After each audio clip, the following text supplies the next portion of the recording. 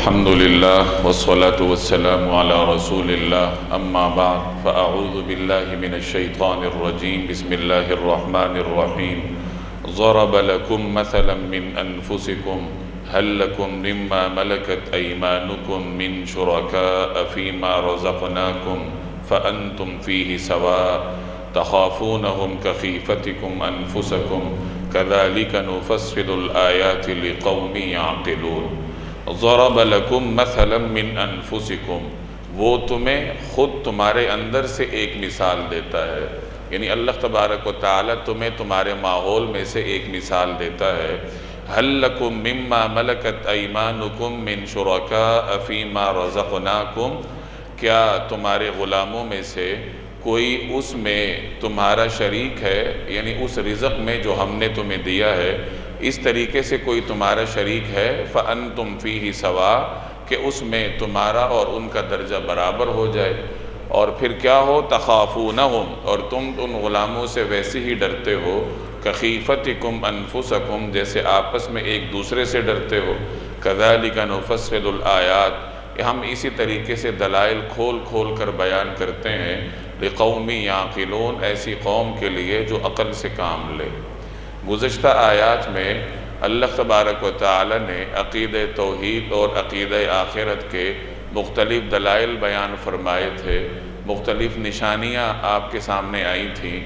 ان آیات میں بھی اسی مضمون کا تسلسل ہے، اس فرق کے ساتھ کہ گزشتہ آیات میں عقیدہ آخرت کا بھی ذکر تھا اور یہاں ان آیات میں عقیدہ توحید کا ذکر ہے، یعنی پیچھے آخرت اور توحید کا ذکر ملا جلا چلا آ رہا تھا، اب یہاں سے بطور خاص عقیدہ توحید کا بیان ہو رہا ہے اور عقیدہ توحید کی مختلف نشانیوں کا، مختلف دلائل کا بیان ہے۔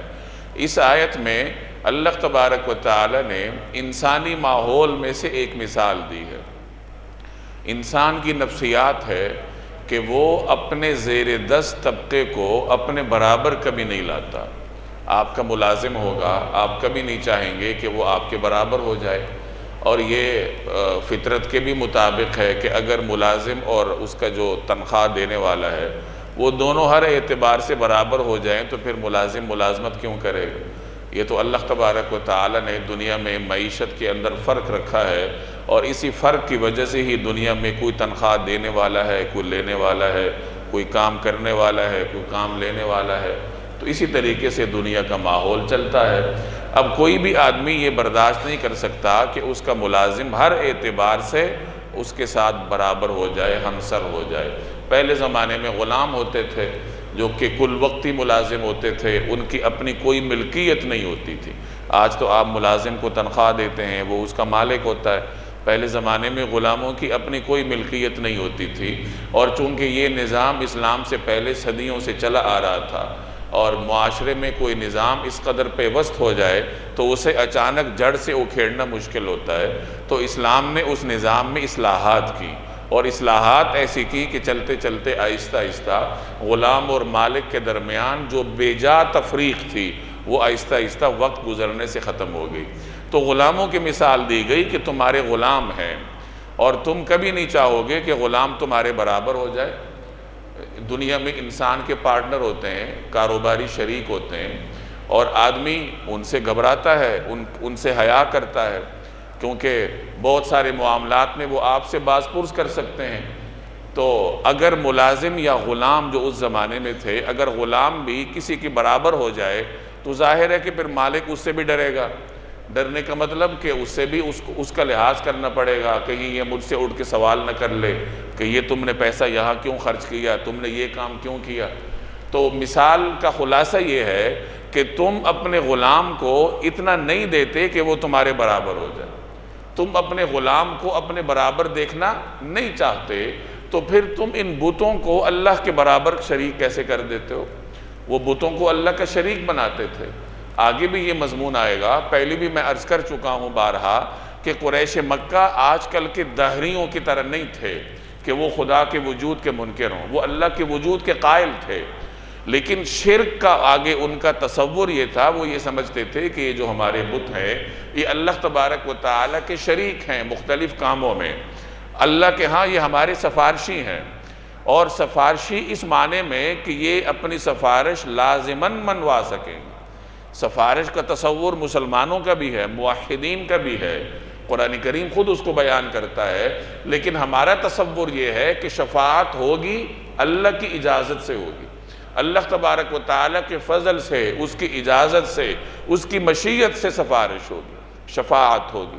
اور مشرکین کا تصور یہ تھا کہ یہ بت سفارش کریں گے، باہر صورت کریں گے، اور ان کی سفارش باہر صورت مانی جائے گی۔ تو چونکہ وہ اللہ کے ساتھ شریک ٹھہراتے تھے تو ان کے جو اپنے غلاموں کے ساتھ ان کا تصور تھا، ایک ان کا ماحول تھا، تو اس کو بطور مثال بیان کر کے انہیں سمجھایا جا رہا ہے کہ اگر تم غلاموں کو اپنے برابر دیکھنا نہیں چاہتے تو پھر تم ان بتوں کو اللہ کے برابر بنا کر کیسے بیٹھ جاتے ہو۔ پیچھے بھی 14ویں پارے میں بھی اس کا ذکر ہے کہ وَاللَّهُ فَضَّلَ بَعْضَكُمْ عَلَى بَعْضٍ فِي الرِّزْقِ، اللہ نے تم میں سے بعض کو بعض پر رزق کے معاملے میں فضیلت دی ہے، کسی کو زیادہ دیا، کسی کو کم دیا۔ فَمَا الَّذِينَ فُضِّلُوا بِرَادِّ رِزْقِهِمْ عَلَى مَا مَلَكَتْ أَيْمَانُهُمْ فَهُمْ فِيهِ سَوَاءٌ، اب جن کو رزق دیا گیا ہے وہ کبھی بھی یہ نہیں چاہیں گے کہ وہ اپنے جو زیر دست طبقے ہیں، یعنی مالک غلام ہیں، ملازم ہیں، کہ وہ انہیں اتنا رزق دے دیں، اتنا مال دے دیں کہ وہ مالکان کے برابر ہو جائیں، کبھی بھی وہ یہ نہیں چاہیں گے۔ تو ان مثالوں کے ذریعے سمجھایا یہ جا رہا ہے کہ تم بتوں کو اللہ کا شریک بنا کر کیسے بیٹھ جاتے ہو۔ ضرب لکم مثلا من انفسکم، کہ اللہ خود تمہارے اندر سے تمہیں مثال دیتا ہے۔ حل لکم مما ملکت ایمانکم من شرکاء، ملکت ایمانکم کا مطلب تمہارا دایاں ہاتھ جس کا مالک ہے، ایمان یمین کی جمع ہے، مراد غلام ہے، کہ جو تمہارے غلام ہیں کیا ان غلاموں میں سے کوئی تمہارا شریک ہے؟ کس چیز میں؟ فیما رزقناکم، اس رزق میں جو ہم نے تمہیں دیا ہے، یعنی جو ہم نے تمہیں رزق دیا ہے، تمہیں مال دیا ہے، تو کیا تم نے اپنے غلام کو اتنا مال دے کر اپنا شریک بنایا؟ فَأَنْتُمْ فِيهِ سَوَاءٌ، کہ تم اور وہ اس معاملے میں برابر ہو جاؤ، مال کے معاملے میں برابر ہو جاؤ۔ اور جب برابر ہو جاؤ گے تو کیا ہوگا؟ تَخَافُونَهُمْ، کہ پھر تم ان غلاموں سے ویسے ہی ڈرتے ہو کہ خیفتکم انفسکم، جیسے کہ تم آپس میں ایک دوسرے سے ڈرتے ہو۔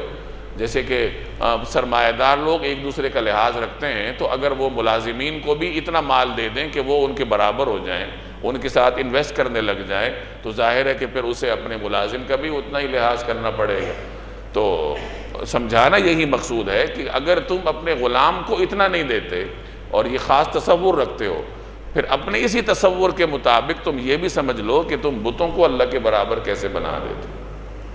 بل اتبع الذین ظلموا اہواءہم بغیر علم، لیکن ظالم لوگ کسی علم کے بغیر اپنی خواہشات کے پیچھے چل پڑتے ہیں، یعنی ہر قسم کی نشانیاں ان کے سامنے ہیں، دلائل ان کے سامنے ہیں، اس کے باوجود بھی اگر یہ اللہ کو ایک نہیں مانتے تو اس کا مطلب یہ ہے کہ یہ خواہش کے غلام ہیں، بس خواہش ان کو بتوں کے پیچھے لگا دیتی ہے تو یہ بتوں کے پیچھے چل پڑتے ہیں۔ اس بات کا ذکر پیچھے آپ بارہا پڑھتے آئے ہیں کہ خواہش کے پیچھے چلنے والا اس دنیا میں بدترین غلام ہے۔ جو خواہش کا غلام ہے وہ کائنات میں سب سے بدترین غلام، اور خواہش کے پیچھے چلنے والے ہی کو قرآن کریم میں ایک جگہ تشبیہ دی گئی فَمَثَلُهُ كَمَثَلِ الْكَلْبِ، کہ اس کی مثال ایسی ہے جیسے کتے کی مثال ہوتی۔ کتے کی لالچ کبھی ختم نہیں ہوتی، اس کی خواہشات کبھی ختم نہیں ہوتی۔ اسی طریقے سے جو آدمی خواہشات کے پیچھے چلتا ہے تو اس کا بھی یہی حال ہوتا ہے کہ وہ ہر وقت ہانپتا ہی رہتا ہے، یعنی خواہش کے پیچھے بھاگ بھاگ کے وہ تھک جاتا ہے۔ خواہشات اسے تھکا دیتی ہیں لیکن خواہش کبھی ختم نہیں ہوتی۔ فَمَن يَهْدِي مَنْ أَضَلَّ اللَّهُ، اب اس شخص کو کون ہدایت دے سکتا ہے جسے اللہ نے گمراہ کر دیا؟ وَمَا لَهُم مِّن نَاصِرِينَ، اور ایسے لوگوں کا کوئی مددگار نہیں ہوتا۔ اللہ نے گمراہ کر دیا ہو، اس کا مطلب کہ جب ایک آدمی کے اندر ہدایت پا لینے کی تمنا نہیں ہوتی، ہدایت کی طلب نہیں ہوتی، تو اللہ ایسے آدمی کو ہدایت نہیں دیتا، پھر وہ گمراہی کے راستے پر چل پڑتا ہے۔ اسی کو یوں تعبیر کیا گیا کہ اللہ نے اسے گمراہ کر دیا۔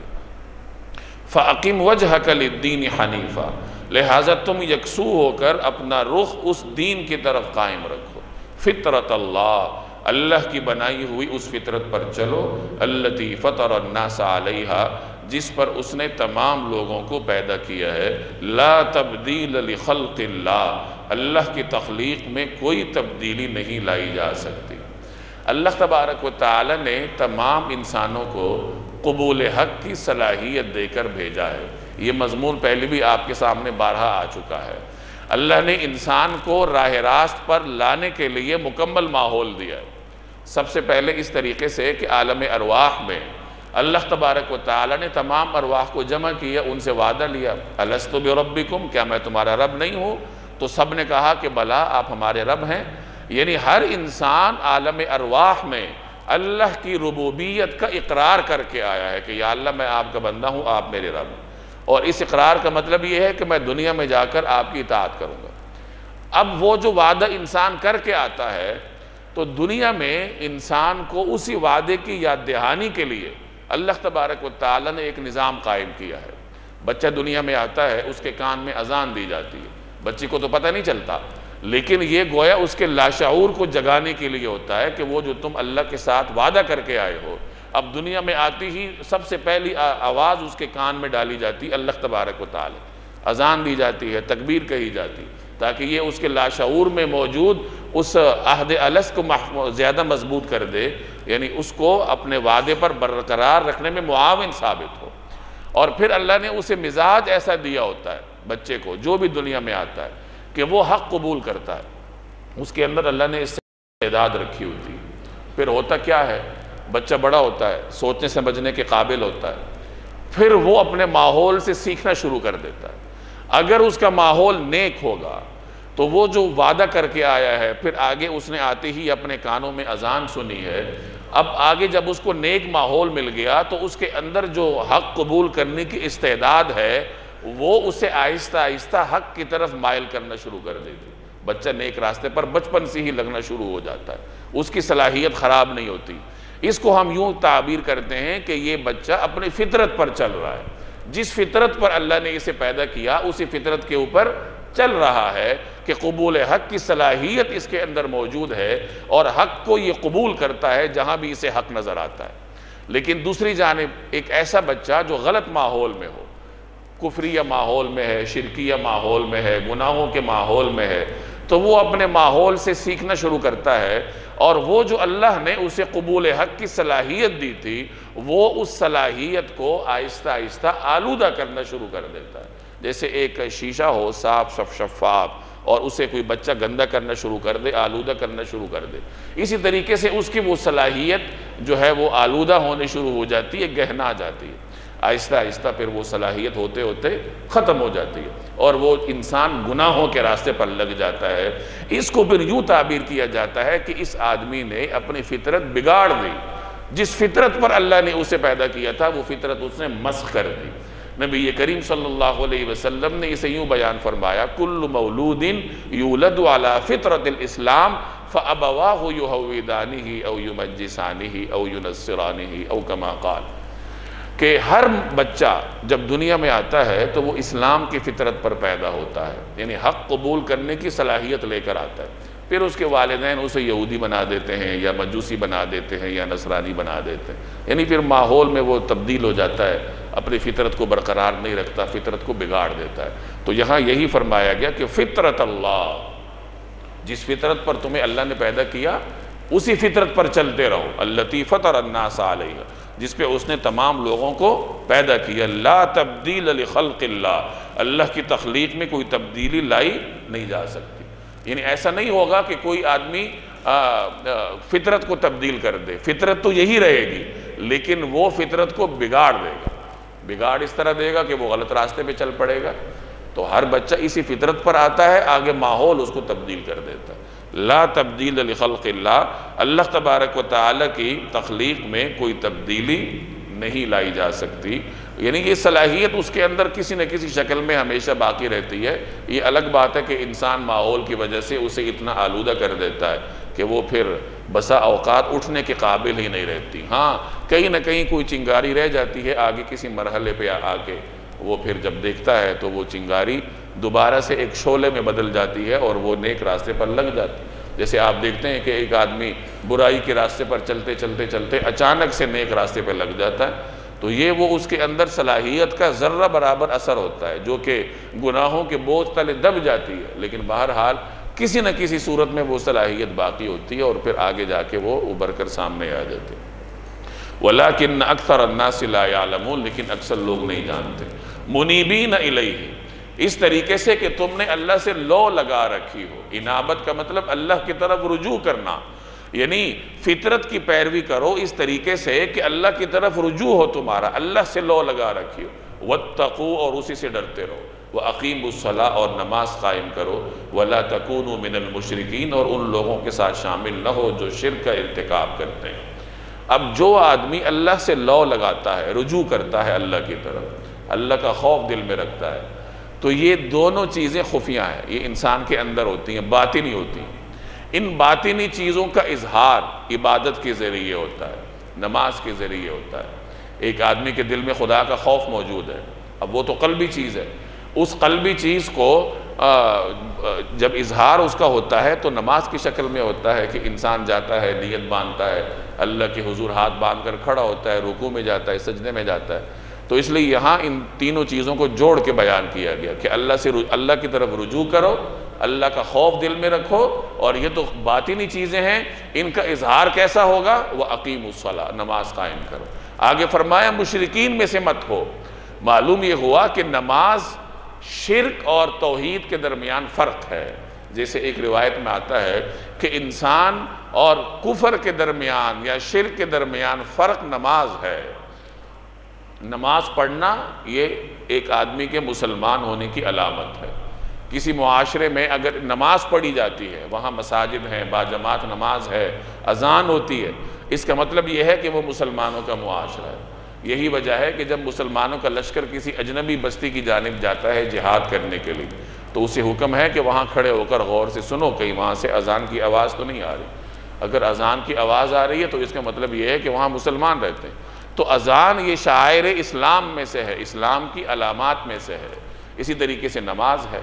تو یہ انسان کو مشرکین سے ممتاز کرتی ہیں۔ آدمی نماز ہی نہ پڑھے تو اس میں اور مشرکین کے درمیان کیا فرق ہے؟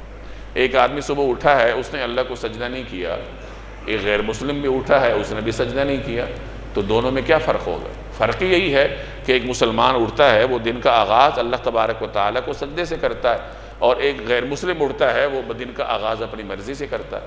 تو دن کا آغاز نماز سے ہوتا ہے، پھر دوپہر ہوتی ہے تو گویا ایک پہر گزر جاتا ہے تو اگلے پہر کا آغاز نماز سے ہوتا ہے۔ عصر کا وقت ہے، وقت تبدیل ہو رہا ہے تو 3 پہر جب ختم ہوتے ہیں پھر آغاز نماز سے ہے۔ پھر مغرب ہے، گویا کہ اسلامی تاریخ تبدیل ہو رہی ہے، رات آ گئی ہے تو رات کا آغاز کس سے ہے؟ نماز سے۔ تو اس طریقے سے مسلمان کا دن اللہ نے 5 حصوں میں تقسیم کیا ہے، اور وہ اس طریقے سے اپنے ہر حصے کے آغاز سے پہلے اللہ تبارک و تعالیٰ کو یاد کرتا ہے۔ یہ سمجھ لیجئے کہ اگر کسی کی صبح آنکھ نہ کھل سکے وقت پہ تو اس کا یہ مطلب نہیں ہوتا کہ اب وہ نماز ہی نہ پڑھے، وہ قضا پڑھ لے۔ بسا اوقات کسی کا عذر ہوتا ہے، کسی کی نیند اتنی گہری ہوتی ہے کہ بر وقت اٹھتا نہیں ہے۔ پہلے تو یہ کہ انسان ہر قسم کا اہتمام کرے، الارم لگائے، گھر میں کسی کو کہے کہ مجھے اٹھاؤ، لیکن اگر اس کے باوجود بھی کسی وجہ سے آنکھ نہ کھل سکے اور دیر سے کھلے تو دیر سے آنکھ کھلنے کا یہ مطلب نہیں ہے کہ اب نماز ختم ہوگی، بلکہ اگر دیر سے کھلی ہے تو نماز پڑھ لے، دیر سے پڑھ لے، اللہ سے معافی مانگ لے کہ یا اللہ وقت پہ نہیں پڑھ سکا، ابھی پڑھ رہا ہوں، اور پھر یقین رکھے کہ اللہ تبارک و تعالیٰ نے معاف کر دیے۔ تو نماز قضا ہوگی، لیکن کم از کم جو ہے وہ دن کا آغاز آپ کا کس سے ہوگا؟ اللہ تبارک و تعالیٰ کو سجدے سے ہوگا، نماز سے ہوگا، اور آپ کے ذمے جو ایک نماز تھی وہ ساقط ہو جائے گی۔ عموماً ہم سب اس میں سستی کرتے ہیں کہ اگر آنکھ تاخیر سے کھلی ہے تو پھر لوگ نماز نہیں پڑھتے، کچھ بددل ہو جاتے ہیں کہ میں بر وقت اٹھ نہیں سکا، اور کچھ توجہ نہیں کرتے، غفلت کا اظہار کرتے، نماز چھوڑ دیتے ہیں۔ تو ایسا نہیں ہونا چاہیے۔ بالخصوص جو طلباء ہوتے ہیں، اسکول کالج کے اسٹوڈنٹس ہوتے ہیں، دیر سے اٹھتے ہیں عموماً۔ اول تو جلدی اٹھنا چاہیے، لیکن اگر دیر سے بھی اٹھیں تو دیر سے اٹھنے کا یہ مطلب تو نہیں ہے کہ آدمی نماز چھوڑ دے۔ اب جس بچے نے کالج جانا ہے، یونیورسٹی جانا ہے، تو عام طور پر بچے نہا کے جاتے ہیں اور یونیفارم بھی چینج کرتے ہیں۔ اب جب نہا لیا تو وضو ہو گیا، اور آپ نے یونیفارم چینج کیا تو پاک صاف کپڑے پہن لیے، تو بس اب مصلی پہ جا کے 2 رکعت ہی پڑھنی ہے نا۔ تو والدین بھی اس چیز کا اہتمام کریں کہ جب آپ کے بچے اگر کسی وجہ سے بر وقت نہیں اٹھ سکے تو انہیں تعلیمی اداروں میں بھیجنے سے پہلے نماز پڑھوا کے بھیجا کریں، اور سمجھائیں اس کو کہ آپ نے جب نہا چکے ہو تو بس اب وضو آپ کا ہو گیا ہے، اور کپڑے بھی آپ نے چینج کر لیے ہیں، تو اسکول اور کالج کا یونیفارم پہن لیا ہے تو پاک صاف کپڑے بھی آپ نے پہن لیے ہیں، اب 2 رکعت پڑھنے میں 2 منٹ لگ رہے ہیں تو پڑھ لو۔ تو اس طریقے سے بچوں کے لیے آسانی پیدا کرنی چاہیے۔ جب اس طرح عادت بن جاتی ہے تو آہستہ آہستہ پھر ان کو بر وقت بھی اٹھانے کا اہتمام کرنا چاہیے۔ ہم سب اس میں غفلت کا مظاہرہ کرتے ہیں، بر وقت نہیں اٹھے تو بس نماز چھوڑ دی، اور پھر ظہر کی نماز تک ہم بغیر اللہ کو سجدہ کیے وقت گزارتے ہیں۔ اتنا لمبا وقت انسان کا نحوست میں گزرتا ہے، اور یہی بنیادی وقت ہے۔ طالب علم کی تمام تر پڑھائی اسی دورانی میں ہوتی ہے۔ ظہر کے بعد تو اگر کوئی کالج میں رہتا بھی ہے یا تعلیمی ادارے میں تو دماغ تھک چکا ہوتا ہے، پھر تو وہ سونے کے انتظار میں ہوتا ہے۔ اسی طرح کاروباری لوگوں کا بھی یہی عروج کا وقت ہوتا ہے۔ اگر کوئی صبح 8-9 بجے دکان کھولے، میں یہ کون سی منڈی ہے ہماری جو 2 بجے کھلتی ہے، سوتر منڈی، میں اس کی بات نہیں کر رہا، جو عموماً جو نارمل قسم کے لوگ ہیں، یہ تو اب نارمل ہیں جو 2 بجے اٹھ کے دکانیں کھولتے ہیں، تو بہرحال جو نارمل قسم کے انسان ہیں جو صبح 7-8 بجے جا کر دکانوں میں بیٹھتے ہیں، تو یہی سارا کچھ ان کے عروج کا دورانی ہوتا ہے۔ ملازم کی بھی ملازمت ساری اسی دورانی میں ہوتی ہے۔ اب دنیاوی کام کاج کے عروج کا یہ تمام تر دورانیہ ہم نے اللہ کو سجدہ کیے بغیر حالت نحوست میں گزارا ہے۔ اب کیا ہوگا کہ نہ پڑھائی میں برکت ہوتی ہے جو طالب علم پڑھتا ہے، اور نہ استاد کے پڑھانے میں برکت ہوتی ہے جو استاد پڑھا رہا ہوتا ہے نحوست کے عالم میں، نہ ملازمت میں برکت ہوتی ہے، نہ تجارت میں برکت ہوتی ہے، اور اسی طریقے سے نحوست کے عالم میں ہم لوگ زندگی بسر کرتے ہیں۔ خصوصی طور پر ہماری خواتین کو یہ اوہام لاحق ہوتے ہیں کہ اگر گھروں میں لڑائیاں ہوتی ہیں، بچے بات نہیں مانتے، تو خواتین سمجھتی ہیں کہ کسی نے کچھ کر دیا ہے۔ خواتین کا ہم سبھی یہی سمجھتے ہیں کہ کسی نے کوئی جادو کر دیا ہے، کسی نے کوئی تعویذ کر دیا ہے۔ اگرچہ جادو برحق ہے، اس سے انکار نہیں ہے، لیکن جادو اتنا آسان بھی نہیں ہوتا، اور نہ ہی اتنا عام ہے کہ ہر آدمی دوسرے پہ جادو کرتا پھرے۔ سب سے پہلا سبب اپنے اندر تلاش کرنا چاہیے۔ جادو تو ایک بیرونی سبب ہے نا، بیرونی سبب بعد میں تلاش کریں، پہلے اپنے اندر سبب تلاش کریں۔ یہ تمام بے برکتی کی علامات ہے جو میں عرض کر رہا ہوں۔ فجر کی نماز گھروں میں نہ پڑھے جانا، نہ بر وقت نہ تاخیر سے، اور ظہر تک بغیر اللہ کو سجدہ کیے رہنا۔ والدین نے بھی نماز نہیں پڑھی، بچوں نے بھی نماز نہیں پڑھی، گھروں میں برکت کہاں سے آئے گی؟ اسی عالم میں جب کمایا جائے گا تو کمائی میں برکت کہاں سے آئے گی؟ اسی حالت میں جب گھروں میں وقت گزارا جائے گا تو گھروں میں برکت کہاں سے آئے گی؟ اب بے برکتی ہوگی، پھر نہ کمائی پوری ہوتی ہے، اور وہ پوری نہیں ہوتی تو گھروں میں لڑائیاں شروع ہو جاتی ہیں، بچے بدتمیز ہوتے ہیں، خاوند اور بیوی کے درمیان لڑائیاں ہوتی ہیں۔ تو بے برکتی یہاں سے شروع ہوتی ہے۔ تو پہلے اپنے اندر کے جو اسباب ہیں وہ دور کرنے چاہیے، اس کے بعد پھر سوچنا چاہیے کہ فلاں نے کچھ کیا ہے یا نہیں کیا۔ تو اگر اپنے اندر اسباب کھوجنے شروع کریں گے تو باہر سوچنے کا موقع ہی نہیں ملے گا۔ ہم شروع ہی باہر سے کرتے ہیں اپنے آپ کو۔ ہم سب نے یہ مفروضہ قائم کیا ہوتا ہے کہ ہم تو ہر اعتبار سے پورے ہیں، ہر اعتبار سے، بس اس نے ہمارا نقصان کر دیا، اس نے جو ہے نا کچھ کر دیا اور گھر کا سکون ختم ہو گیا۔ تو ان چیزوں کو سمجھنا چاہیے کہ آغاز دن کا کم از کم نماز سے ہو۔ اس لیے فرمایا وَلَا تَكُونُوا مِنَ الْمُشْرِكِينَ، ان لوگوں کے ساتھ شامل مت ہوں جو شرک کا ارتکاب کرتے ہیں۔ نماز کے ساتھ اس کو ذکر کیا نا کہ نماز قائم کرو، ان لوگوں میں سے مت ہو جو شرک کرتے ہیں، کہ وہ تو نماز نہیں پڑھتے تو تم تو ایسے نہ بنو کہ تم بھی نماز نہ پڑھو۔ تمہارے اور ان کے درمیان فرق ہونا چاہیے، اور سب سے پہلا فرق نماز ہے۔ مِنَ الَّذِينَ فَرَّقُوا دِينَهُمْ، وہ جنہوں نے اپنے دین کو ٹکڑے ٹکڑے کر لی، وَكَانُوا شِيَعًا، اور مختلف فرقوں میں بٹ گئے، كُلُّ حِزْبٍ بِمَا لَدَيْهِمْ فَرِحُونَ، ہر گروہ اپنے اپنے طریقے پر مگن ہے۔ انسان پہلے ایک طریقے پر تھے نا، آہستہ آہستہ پھر لوگوں نے مختلف طریقے بنانے شروع کر دیے۔ لوگ توحید پر تھے، پھر آہستہ آہستہ لوگوں نے بت پرستی شروع کر دی۔ اسی طریقے سے ہم اپنا جائزہ لے لیں تو ہم لوگ بھی جناب رسول اللہ صلی اللہ علیہ وسلم کے دین پر ہیں، اصول ہم سب کے ایک ہیں۔ کچھ اختلافات تو وہ ہیں جو کہ برحق ہیں، جو صحابہ کرام میں بھی تھے، جو علمی اختلافات ہیں وہ تو رہیں گے، اور وہ تو اس دین میں وسعت کا ذریعہ ہے کہ اللہ تبارک و تعالیٰ نے عبادات مختلف طریقوں سے کرنے کی اجازت دی ہوئی ہے۔ لیکن کچھ چیزیں ایسی ہیں جو ہماری غلط فہمیوں اور آپس میں تعصبات کا نتیجہ ہے، اور ان تعصبات کی وجہ سے ہم نے مسجدیں تقسیم کی ہوئی ہیں، عبادت گاہیں تقسیم کی ہوئی ہیں، دل تقسیم ہے، رویے تقسیم ہیں، گھر تک تقسیم ہو جاتے ہیں، اور ہر آدمی اپنے طریقے پر خوش ہوتا ہے، اپنے آپ کو بدلنے کے لیے تیار نہیں ہوتا. تو یہاں اس کا ذکر ہے کہ دین کو ٹکڑے ٹکڑے کر لیا، یعنی بیجا تعصبات کی وجہ سے، اور مختلف فرقوں میں بڑھ گئے، اور ہر ایک اپنے حال پر مست ہے. جو مشرکین ہیں انہوں نے توحید کی جگہ شرک اپنا لیا، اور وہ اسی طریقے پر مست ہیں، خوش ہیں. آگے انسان کی نفسیات کا بیان ہے. پہلے بھی یہ بارہا اس کا ذکر ہو چکا ہے. انسان کی فطرت ہے کہ جب وہ مصیبت میں ہوتا ہے تو اسے اللہ یاد آتا ہے، اور جب وہ اس مصیبت سے نکل آتا ہے اللہ تعالیٰ اسے بھول جاتا ہے، پھر وہ اپنے آسائشوں میں مگن ہو جاتا ہے. خوب یاد رکھیے کہ جو آدمی حالت آسائش میں اللہ سے دعا کرتا ہے، دعا کرتا رہتا ہے، تو مصیبت کے عالم میں بھی اللہ اس کی دعا قبول کرتا ہے. اور جو آدمی آسائش میں اللہ کو بھول جاتا ہے تو پھر اسے حیا آنی چاہیے کہ آسائش میں تو میں بھولا ہوا تھا اور اب مجھے اللہ یاد ہے. تو بہرحال اللہ کو تو ہر حال میں آدمی کو یاد رکھنا چاہیے. اگر کسی سے غلطی ہوئی ہے، آسائش میں یاد نہیں رکھ سکا، تو جب اس کے اوپر بری حالت آئی ہے تو توبہ تائب ہو کے اللہ کو یاد کرے. کوئی پابندی تو نہیں ہے، لیکن آئندہ کے لیے سبق حاصل کرے کہ دوبارہ جب اس کے اوپر اچھی حالت آئے تو پھر اللہ کو فراموش نہ کرے. اور واقعات آپ نے سنے ہیں پچھلے آیات کے ضمن میں کہ قریش مکہ کی عادت تھی کہ جب وہ سمندری سفر پہ نکلتے تھے اور سمندر میں کسی طوفان میں پھنس جاتے تھے، پھر وہاں وہ ایک اللہ کو پکارتے تھے، بتوں کو نہیں پکارتے تھے. یہ ان کے ملاحوں کے ہاں باقاعدہ عرف تھا. جیسے حضرت اکرمہ کے واقعے کے ضمن میں پہلے عرض کر چکا ہوں کہ جب وہ فتح مکہ کے بعد نکل کھڑے ہوئے کہ اب تو ہمارے لیے یہاں رہنے کی جگہ ہی نہیں ہے، اس وقت تک مسلمان نہیں ہوئے تھے، تو سمندری راستے سے جا رہے تھے، راستے میں کشتی پھنس گئی بھنور میں. تو ملاح نے کہا کہ لوگوں یہاں ایک اللہ کو پکارو، ادھر سمندر میں تمہارے بت کام نہیں آئیں گے.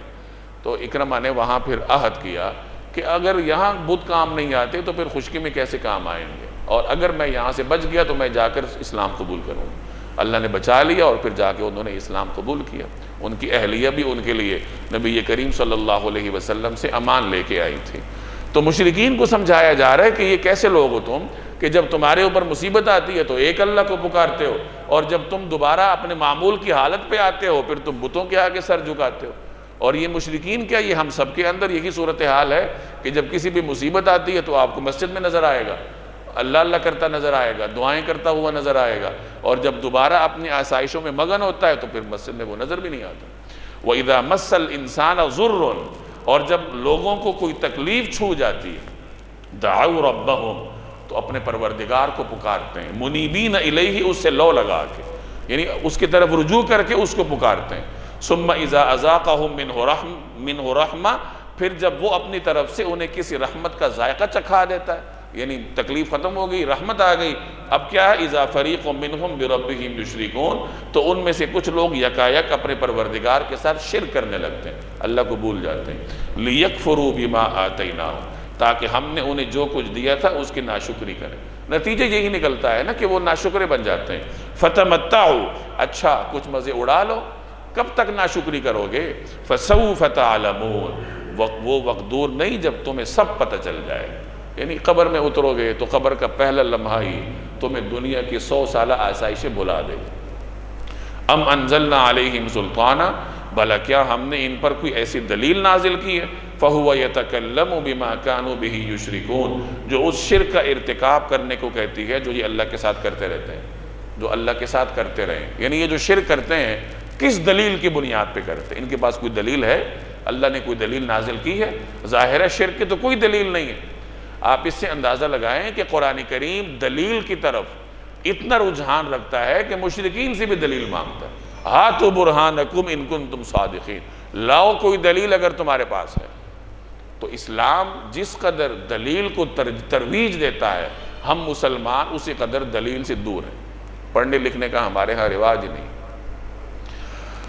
وَإِذَا أَذَقْنَا النَّاسَ رَحْمَةً فَرِحُوا بِهَا، اور جب ہم لوگوں کو رحمت کا مزہ چکھاتے ہیں تو وہ اس پر اطراء جاتے ہیں. وَإِن تُصِبْهُمْ سَيِّئَةٌ بِمَا قَدَّمَتْ أَيْدِيهِمْ، اور اگر انہیں خود اپنے ہاتھوں کی کرتوت کی وجہ سے کوئی برائی پہنچ جائے، إِذَا هُمْ يَقْنَطُونَ، تو ذرا سی دیر میں وہ مایوس ہونے لگتے ہیں. یہ بھی انسان کی عادت ہے، پچھلی عادت سے ملتی جلتی ہے کہ جب انسان خوشی میں ہوتا ہے وہ قابو سے باہر ہو جاتا ہے، اور جب وہ مصیبت میں پھنستا ہے تو مایوس ہو جاتا ہے. اور یہ دونوں چیزیں مومن کے حق میں گناہ ہیں کہ خوشی میں حد سے آگے نکلنا یہ ناشکری ہے. درست طریقہ یہ ہے کہ شکر کرو، اعتدال میں رہو. اور مصیبت میں مایوس ہو جانا یہ بھی گویا کہ اللہ سے دور ہونے کی علامت ہے. پہلے بھی میں بارہا عرض کر چکا ہوں کہ جس مومن کا اللہ پہ ایمان ہوتا ہے اس کو یہ زیب نہیں دیتا کہ وہ اللہ سے مایوس ہو جائے. جیسے کہ یعقوب علیہ السلام نے اپنے بیٹوں سے کہا تھا، پہلے بارہا آپ سن چکے ہیں، کہ جاؤ اور یوسف کو تلاش کرو. اب تلاش کرنے کا کوئی سبب تو نہیں ہے، نہ اس زمانے میں کوئی ایسے ادارے تھے جو تلاش کریں، نہ نقل و حرکت کے ذرائع تھے، نہ اس طریقے سے کمیونیکیشن کے ذرائع تھے، کچھ بھی نہیں تھا. چاروں طرف ایک قسم کا اندھیرا تھا کہ تلاش کریں تو کہاں کریں. لیکن یعقوب علیہ السلام نے اپنی اولاد سے فرمایا کہ لا تقنطوا من روح اللہ، اللہ کی رحمت سے مایوس نہ ہونا. ہمارے ذمے سبب اختیار کرنا ہے تو سبب اختیار کرو، جاؤ نکلو، تلاش کرو، مایوس مت ہو. انہ لا ییأس من روح اللہ الا القوم الکافر. اللہ کی رحمت سے کون مایوس ہوتے ہیں؟ کافر مایوس ہوتے ہیں، جن کا اس پہ ایمان ہی نہیں ہوتا. جس کا اللہ پہ ایمان ہے اسے کیسے یہ زیب دیتا ہے کہ وہ اللہ سے مایوس ہو. تو یہ دونوں چیزیں یہ گناہ کے زمرے میں آتی ہیں کہ خوشی کے عالم میں ناشکرہ بن جانا اور مصیبت کے عالم میں مایوس ہو جانا. درست طریقہ کیا ہے کہ خوشی کے عالم میں شکر کرو اور مصیبت کے عالم میں اللہ پہ اعتماد کرو، امید رکھو. اولم یروا، کیا انہوں نے یہ نہیں دیکھا، ان اللہ یبسط الرزق لمن یشاء ویقدر، کہ اللہ جس کے لیے چاہتا ہے رزق کشادہ کر دیتا ہے اور تنگ کر دیتا ہے، جس کے لیے چاہتا ہے تنگ کر دیتا ہے. ان فی ذلک لآیات لقوم یؤمنون، اس میں یقیناً ان لوگوں کے لیے بڑی نشانیاں ہیں جو ایمان لائیں. اب یہاں دیکھیں آپ، دنیا میں بہت سارے لوگ بسا اوقات معاشی بدحالی کے چکر میں آ جاتے ہیں. ملازمت ختم ہو گئی، کاروبار میں نقصان پہ نقصان ہو گئے اور جناب مقروض ہو گئے، اب وہ مایوس ہونے لگتے ہیں. تو یہاں پھر ان کو یہ یاد رکھنا چاہیے کہ رزق اللہ کے ہاتھ میں ہے، بندوں کے ہاتھ میں نہیں. جب رزق اللہ کے ہاتھ میں ہے اور ہمارا اللہ پہ ایمان ہے تو پھر اللہ سے امید رکھنی چاہیے کہ یہ حالات ختم ہو جائیں. اپنی غلطیاں دیکھنی چاہیے، کہاں مجھ سے غلطی ہوئی ہے، وہ غلطیاں دور کر کے اسباب اختیار کرنے چاہیے اور اس کے بعد پھر اللہ کے سپرد نتیجہ کرنا چاہیے. تو رزق اللہ کے ہاتھ میں ہے، یعنی جو رزق کے اسباب ہیں وہ اللہ نے پیدا کیے ہیں. ان اسباب کو اختیار کرنا یہ انسان کے ذمہ ہے.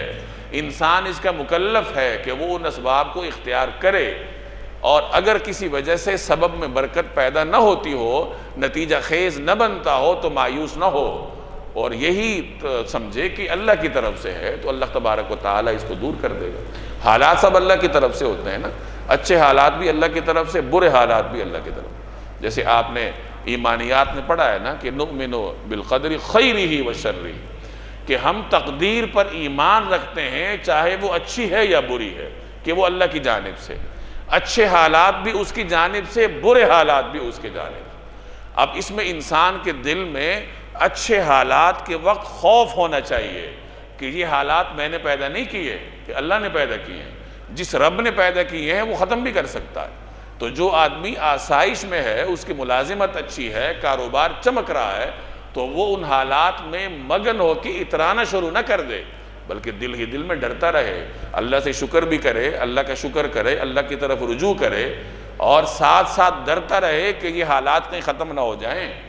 اس عافیت کی دوام کی دعا مانگتا رہے، کیونکہ یہ حالات کس کی طرف سے؟ اللہ کی طرف سے.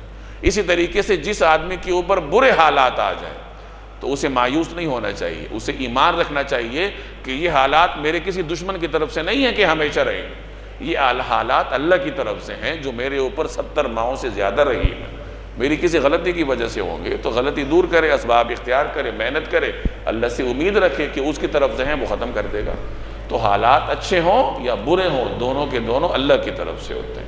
اور آدمی کو اچھے حالات میں حد سے باہر نہیں جانا چاہیے اور برے حالات میں مایوس نہیں ہونا چاہیے. اب جب رزق اللہ کی طرف سے ہے، ہم نے یہ مان لیا کہ رزق کس کی طرف سے ہے؟ اللہ کی طرف سے، تو پھر رزق کے معاملے میں اللہ کے احکام کو ماننا پڑے گا کہ جیسے اس نے ہمیں حکم دیا ہے ویسے رزق خرچ کرنا پڑے گا. تو آگے اس کا ذکر ہے، فَآتِ ذَا الْقُرْبَى حَقَّهُ، لہٰذا تم رشتہ دار کو اس کا حق دو، والمسکین وابن السبیل، اور مسکین کو بھی دو اور مسافر کو بھی دو.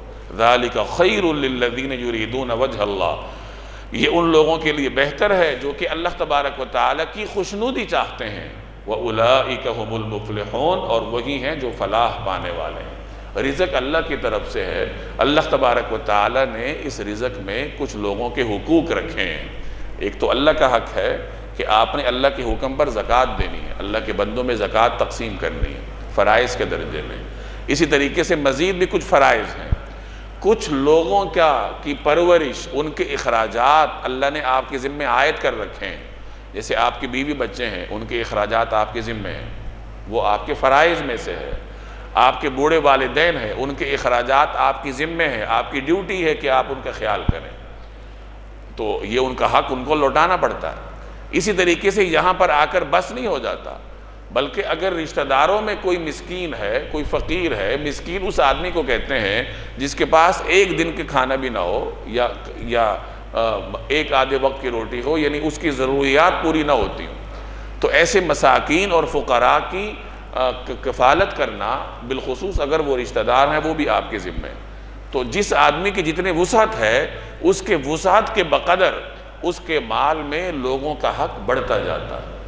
آپ کے محلے دار ہیں، مسکین ہیں، فقراء ہیں، اللہ نے آپ کو وسعت دی ہے، تو آپ کا فرض ہے کہ آپ ان کی کفالت کریں جتنے آپ سے ہو سکے۔ اور یہ جو آپ ان کو دیں گے، قرآن کریم نے اس کے لیے حق کا لفظ استعمال کیا کہ رشتہ داروں کو ان کا حق دو، مسکینوں کو ان کا حق دو، یعنی آپ ان کو دے کر ان پہ احسان نہیں کر رہے، آپ تو ان کا حق ان کو دے رہے ہیں۔ اللہ تبارک و تعالیٰ نے آپ کے مال میں ان کا حق رکھا ہے، وَفِي أَمْوَالِهِمْ حَقٌّ لِلسَّائِلِ وَالْمَحْرُومِ، اور ان کے اموال میں، یعنی امیروں کے اموال میں حق ہے کس کا؟ سائلین کا، مانگنے والوں کا، یعنی فقیروں کا، محروم لوگوں کا، جو کمزور طبقے ہیں، اللہ نے ان کا حق امیروں کے مال میں رکھا ہے۔ تو امیر جب اس کو دیتا ہے تو اس کے اوپر احسان نہیں کرتا، اس کا حق اس کو لوٹاتا۔ دیکھیے نا قرآن کریم مسلمان کی کس قدر اخلاقی تربیت کرتا ہے۔ یہ کتنی کمظرفی ہوتی ہے کہ ہم کسی کو دیں اور اس کو اپنا احسان سمجھیں اور پھر آگے اس کو بار بار جتلاتے رہیں۔ یہ اعلیٰ ظرفی نہیں، کمظرفی ہوتی۔ اللہ تبارک و تعالی انسان کو اس کمظرفی سے اس طرح نکالتا ہے کہ انسان کی جو ایک مینٹل اپروچ ہے اس کی اصلاح کرتا ہے کہ تم دے رہے ہو، اس کا حق اس کو دے رہے ہو، اور جو آدمی یہ سمجھ لے کہ یہ میں اس کا حق اس کو دے رہا ہوں، تو وہ تو دینے کے بعد مزید عاجز ہو جائے گا نا، یعنی عاجزی اس کے اندر آئے گی کہ میں نے اس کا حق اس کو دیا ہے، اترائے گا نہیں، وہ یہ نہیں سمجھے گا کہ میں نے اس کے اوپر بہت بڑا احسان کر دیا۔ تو اس لیے فرمایا فَآتِ ذَا الْقُرْبَى حَقَّهُ وَالْمِسْكِينَ وَابْنَ السَّبِيلِ، لہٰذا تم رشتہ دار کو اس کا حق دو، مسکین کو دو، مسافر کو دو۔ بسا اوقات آپ کے معاشرے میں مسافر آئے ہوں گے، پہلے زمانے میں جب نقل و حرکت کے آلات اتنے زیادہ نہیں تھے، یعنی اتنے تیز نہیں تھے، تو لوگ کیا کرتے تھے، کہیں جاتے تھے تو کوئی 2 دن ٹھہر رہے ہیں، 3 دن ٹھہر رہے ہیں، ہفتہ ٹھہر رہے، تو بسا اوقات ایک آدمی اپنے گھر میں امیر کبیر ہوتا تھا، لیکن سفر میں جا کے کسی وجہ سے مسکین بن جاتا تھا کہ جیب کٹ گئی ہے، اور اس زمانے میں ایسا تو نہیں کسی کے پاس کریڈٹ کارڈ ہو یا ATM کارڈ ہو، تو پھر ایسے مسافر کو دینا بھی ایک مقیمین کی ذمہ داری تھی کہ اس کا خیال کرے۔ آج کل بھی اسی طریقے سے کہ اگر کوئی مسافر کسی کے علاقے میں آتا ہے اور کسی وجہ سے اس کے پاس کچھ نہیں ہے، کرایہ نہیں ہے یا کوئی اور مسئلہ ہے یا پیٹرول کا خرچ نہیں رہا، تو پھر وہاں کے لوگوں کا فرض ہے کہ وہ اس کی خدمت کریں۔ تو رشتہ دار ہے، مساکین ہیں، غریب غرباء ہیں، حالت سفر میں لوگ ہیں، تو ان سب کا حق اللہ نے آپ کے مال میں رکھا ہے، وہ آپ کو لوٹانا پڑے۔ وَمَا آتَيْتُم مِّن رِّبًا لِيَرْبُوَ فِي أَمْوَالِ النَّاسِ، اور یہ جو تم سود دیتے ہو تاکہ وہ لوگوں کے مال میں شامل ہو کر بڑھ جائے، فَلَا يَرْبُو عِندَ اللَّهِ، تو وہ اللہ کے نزدیک نہیں بڑھتا۔ ربا لغت میں بڑھوتری کو کہتے ہیں، اور اصطلاح میں اس کا خاص مفہوم ہے کہ کسی کو قرض دینا اس طریقے سے شرط لگا کے کہ تم مجھے اضافہ دو گے، کسی کو 10 روپے دینا اس شرط پر کہ تم مجھے 12 روپے دو گے، اور بھی اس کے مختلف قسمیں ہیں، اس کو اصطلاحی طور پر ربا کہتے ہیں۔ اب یہاں فرمایا گیا کہ یہ جو تم ربا دیتے ہو، سود دیتے ہو، اور یہ سمجھتے ہو کہ یہ لوگوں کے مال میں شامل ہو کر زیادہ ہو جائے گا، تمہیں بڑھوتری کے ساتھ تمہارے پاس واپس آئے گا، تو یہ تمہاری خام خیالی ہے، اللہ کے نزدیک یہ نہیں بڑھتا، تمہاری بیلنس شیٹ میں بڑھتا ہوا نظر آئے گا، لیکن اللہ کے ہاں یہ کم ہوتا ہے۔ اب یہاں مفسرین کے ہاں ایک سوال ہے کہ اس ربا سے کیا مراد ہے؟ کیا اس سے یہ اصطلاحی سود مراد ہے جس کا میں نے ابھی ذکر کیا، یا اس کا مفہوم کچھ اور ہے؟ اس سے اصطلاحی سود مراد لینے میں رکاوٹ یہ ہے کہ یہ صورت مکی ہے، اور ربا جو اصطلاحی ہے اس کی حرمت کے احکام مدینہ طیبہ میں نازل ہوئے تھے۔ تو اب اگر یہاں ہم اس سے ربا سے مراد اصطلاحی سود لیں تو اس کے احکامات تو مدنی زندگی میں آئے تھے، تو اس وجہ سے کچھ مفسرین نے یہاں ربا کا ایک اور مفہوم مراد لیا ہے، اور وہ یہ کہ آپ کسی کو ہدیہ دیں اور اس نیت سے دیں کہ یہ مجھے اضافہ کر کے دے، تو اس کی یہاں حوصلہ شکنی کی جا رہی ہے کہ کسی کو ہدیہ اس نیت سے مت دو کہ وہ تمہیں بدلے میں اضافہ کر کے دے یا تمہیں ضرور اس کا بدل بھی دے، یعنی کسی کو بھی ہدیہ دینا ہو تو بس وہ اللہ کی رضا کے لیے دو، اس کا حق سمجھ کے دو، بدلے میں کسی منفعت کی توقع نہ رکھو کہ وہ بھی تمہیں جواباً ہدیہ دے گا، چاہے اتنا ہی دے یا اس سے زیادہ دے۔ جیسے ہمارے ہاں شادی بیاہ کی رسموں میں ہوتا ہے، جسے غالباً نیوتا کی رسم کہتے ہیں، کہ لوگ جا کے سلامی دیتے ہیں، اگلے رجسٹر کھول کے لکھ رہے ہوتے ہیں، اور پھر انہوں نے اتنا ہی جا کے دینا ہوتا ہے، اور یہ لین دین کا چکر یہ خاندانوں میں ریکارڈ رہتا ہے، محفوظ ہوتا ہے، وہ کرامن کاتبین ہوتے ہیں لکھنے والے، تو ان کو یاد رہتا ہے کہ فلاں نے اتنے دیے تھے، فلاں نے اتنے نہیں دیے، اور پھر آپس میں باقاعدہ ناراضگیاں بھی ہوتی ہیں اس بنیاد پر۔ تو یہ یعنی یہاں گویا کہ اس قسم کی ہدیے کی حوصلہ شکنی کی جا رہی ہے کہ یہ جو تم کسی کو تحفہ دیتے ہو اور بدلے میں مالی منفعت کی توقع رکھتے ہو، تو تمہیں اگر وہ مالی منفعت تمہاری اس توقع کے بدلے میں مل بھی گئی تو سمجھ لو کہ تمہیں نہیں ملی، تمہارا نقصان ہوا ہے، بظاہر تو تمہیں اضافہ نظر آ رہا ہے لیکن حق در حقیقت تمہارا نقصان ہے۔ تو کچھ مفسرین نے یہاں اس سے وہ مراد لی ہے، لیکن محققین کے ہاں یہاں ربا سے مراد وہی اصطلاحی سود ہی ہے، اور اس کے حرمت کے احکامات اگر اسی مدینہ طیبہ میں آئے تھے، لیکن یہ شریعت کا مزاج ہے کہ اگر معاشرے میں کچھ چیزیں لوگوں میں رچی بسی ہوں اور ان کو منع کرنا ہو تو یکبارگی منع نہیں کیا جاتا، بلکہ اس کے لیے ماحول بنایا جاتا ہے۔ جیسے شراب ہے، اہل عرب کے خون میں رچی بسی تھی، تو اللہ نے شراب یکبارگی حرام نہیں کی بلکہ ان کی تربیت کی۔ پہلے ان کو بتایا کہ دیکھو یہ شراب ایسی گندی چیز ہے کہ تمہیں اس سے کوئی فائدہ نہیں ہوتا، پھر ان کو بتایا کہ یہ شراب ایسی چیز ہے کہ تم اس کو پی کے نماز نہیں پڑھ سکتے، اور پھر آہستہ آہستہ جا کے جب لوگوں کا ایک مزاج بن گیا تو اس کے بعد جا کے اللہ تبارک و تعالیٰ نے شراب حرام کر دی۔ اسی طریقے سے سود بھی ہے کہ اس کے حرمت کے احکامات تو مدینہ میں آئے، لیکن اس کے لیے ذہن سازی عربوں کی پہلے سے شروع کر دی گئی، اور یہ پہلی آیت ہے جو کہ سود پر پابندی کے قانون کے سلسلے میں نازل ہوئی۔ یعنی یہاں صرف ان کو بتایا گیا کہ یہ جو تم سود لیتے ہو، اضافہ لیتے ہو اور سمجھتے ہو کہ یہ بڑھوتری ہوتی ہے، تو یہ بڑھوتری اللہ کے ہاں نہیں ہوتی، یہ بس تمہاری خام خیالی ہے۔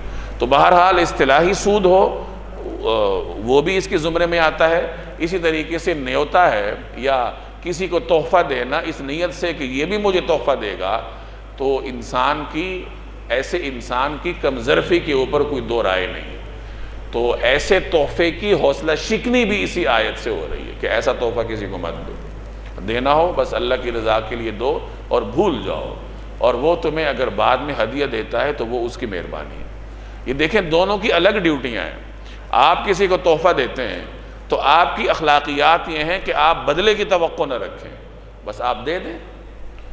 دوسرے کی اخلاقیات یہ ہیں کہ وہ بدلہ دے اور ضرور دے۔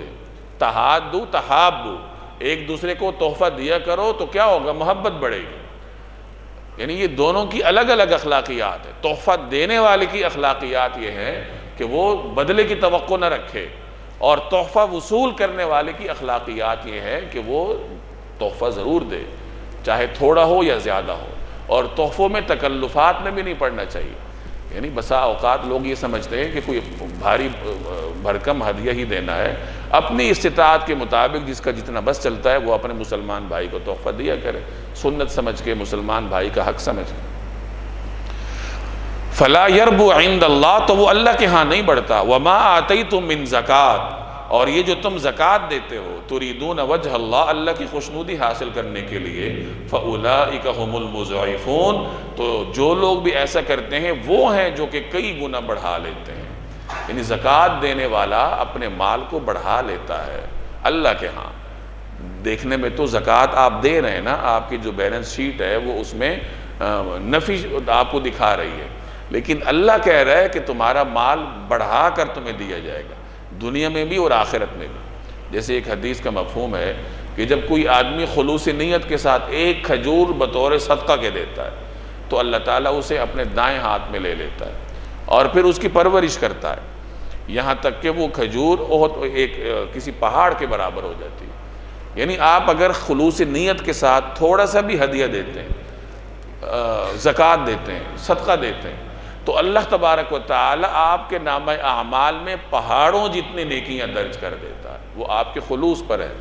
اللہ جل جلالہ کے ہاں مقدار نہیں پہنچتی، لن ینال اللہ لحومها ولا دماؤها، قربانی کی جانوروں کے بارے میں فرمایا کہ اللہ کے ہاں قربانی کے جانور کا گوشت نہیں پہنچتا، اس کا خون نہیں پہنچتا، وَلَكِنْ يَنَالُهُ التَّقْوَى مِنْكُمْ، اللہ کے ہاں تو تمہارے دل کی پرہیزگاری پہنچتی ہے۔ عین ممکن ہے کہ ایک غریب کا دیا ہوا 1 روپیہ ایک بہت بڑے سرمایہ دار کے دیے ہوئے 1 کروڑ پر بھاری ہو جائے۔ اللہ تو کسی چیز کا محتاج نہیں ہے نا، تو اگر غریب آدمی صدق دل سے دے رہا ہے، تھوڑا دے رہا ہے، اور امیر آدمی ریا کی وجہ سے دے رہا ہے، تو غریب آدمی کا صدقہ اس کے اوپر کئی گنا بڑھ جائے گا۔ تو یہاں یہ بات سمجھائی گئی کہ جو تم سود لیتے ہو اور یہ توقع کرتے ہو کہ اس سے میرے مال میں اضافہ ہو جائے گا، تو یہ تمہاری خام خیالی ہے، اضافہ نہیں ہو رہا، کمی ہو رہی۔ اور جو تم اللہ کے راستے میں دیتے ہو اور یہ سمجھ بیٹھتے ہو کہ کمی ہوگی، تو تمہاری یہ ناقص فہمی ہے، کمی نہیں ہوئی بلکہ اضافہ ہوا ہے۔ اللہ تبارک و تعالیٰ تمہیں اس کی برکات دنیا میں ہی دکھا دے گی۔ اللہ الذی خلقکم، اللہ وہ ہے جس نے تمہیں پیدا کیا، ثم رزقکم، پھر اس نے تمہیں رزق دیا، ثم یمیتکم، پھر وہ تمہیں موت دیتا ہے، ثم یحییکم، پھر تمہیں زندہ کرے گا۔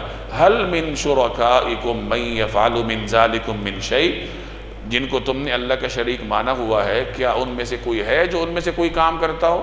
سبحانہ، پاک ہے وہ، وتعالی عما یشرکون، اور بہت بالا و برتر ہے اس شرک سے جس کا تم ارتکاب کرتے ہو، جس کا یہ لوگ ارتکاب کرتے ہیں۔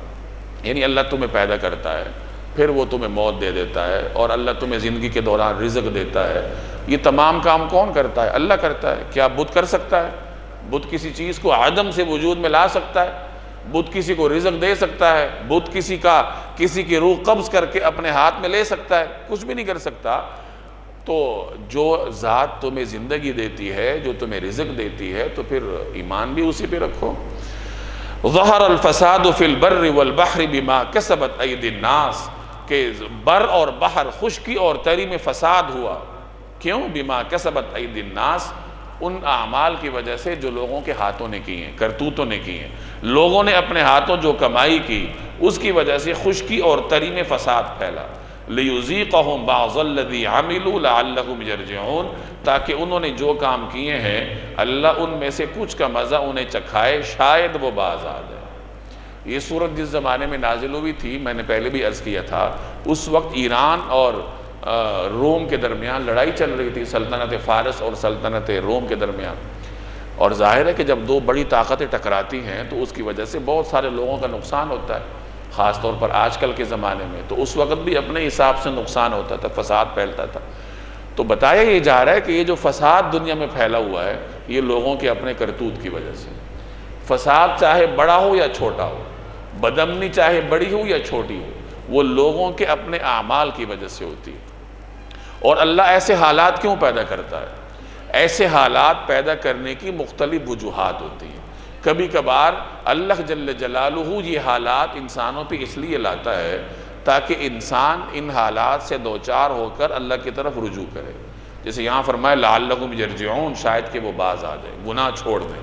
یعنی کبھی کبھار آزمائش انسان پہ آتی ہے اس کو جگانے کے لیے، اور کبھی کبھار آزمائش یا فساد ہوتا ہے انسان کو سزا دینے کے لیے۔ تو مختلف طریقوں سے اللہ تبارک و تعالیٰ اپنے بندوں کی طرف اس قسم کی آزمائشیں بھیجتا ہے، لیکن انسان یہاں بیٹھ کے یہ فیصلہ نہیں کر سکتا کہ یہ جو آزمائش آئی ہے کیوں آئی ہے۔ یعنی اگر فلاں قوم پر یا کسی کے اوپر کوئی آزمائش آئی ہے تو ہم یہاں بیٹھ کر یہ فیصلہ نہیں کر سکتے کہ یہ ان کے اوپر اللہ کا عذاب ہے یا یہ ہو رہا ہے۔